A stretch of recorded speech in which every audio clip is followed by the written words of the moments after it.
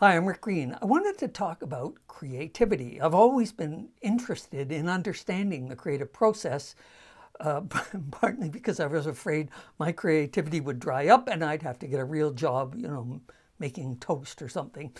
It turns out there are things you can do to increase your creative output. And by creative output, I mean actually producing something, as opposed to I've got an idea and here's another idea and here's another idea, because we can all do that to varying degrees. And it's actually getting something creative that is done. That's what I'm interested in. How do we create things?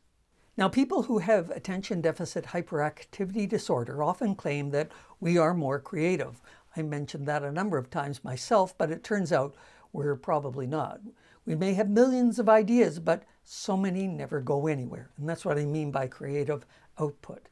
Creativity itself is misunderstood. People don't understand how the creative process works or how to produce creative works, whether they're songs, plays, a new trick play in football, a killer app, whatever it is that interests you.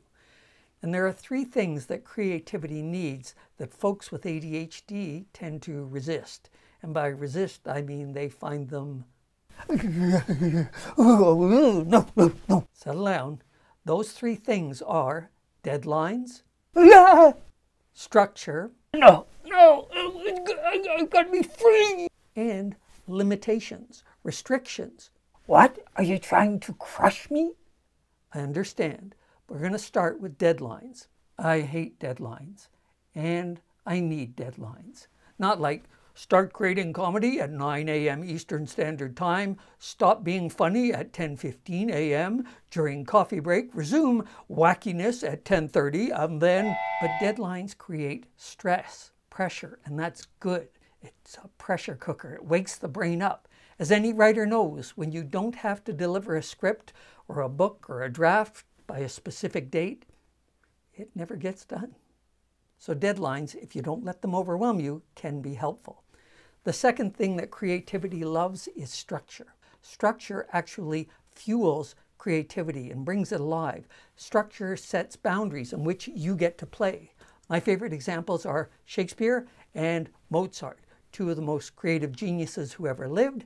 Shakespeare wrote within very tight, incredibly tight forms. Blank verse, iambic pentameter. Is that right? Iambic pentameter. Yeah. Da da da da da da da. I don't know. It's some da da da's. But within the da da da's, that structure, he created infinite variety. He created extraordinary variety. But he needed that structure. He imposed that on himself. Now, I'm no Shakespeare. I'm probably not even a Mozart. But writing comedy skits, well, that meant I had to introduce all of the characters, the setting, the time, the conflict, the plot twists, and deliver the payoff, all in under 4 or 5 minutes. Inside those restrictions, 700 episodes of radio and television and countless stage productions. I need structure. When I have structure inside, what are we doing here? Then I'm off.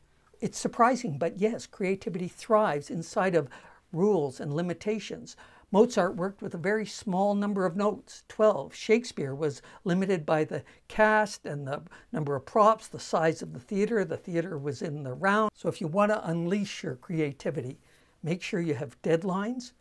Make sure you're clear about the structure you're working inside of, because that'll force you to get creative. And put limitations on yourself and have fun with that. I'm Rick Green. I hope this made a difference for you and you got something out of it. Please share your thoughts and examples of where your ADHD and your creativity have collided for better or for worse. And if you enjoyed this, please do like, share, and even follow. Ciao.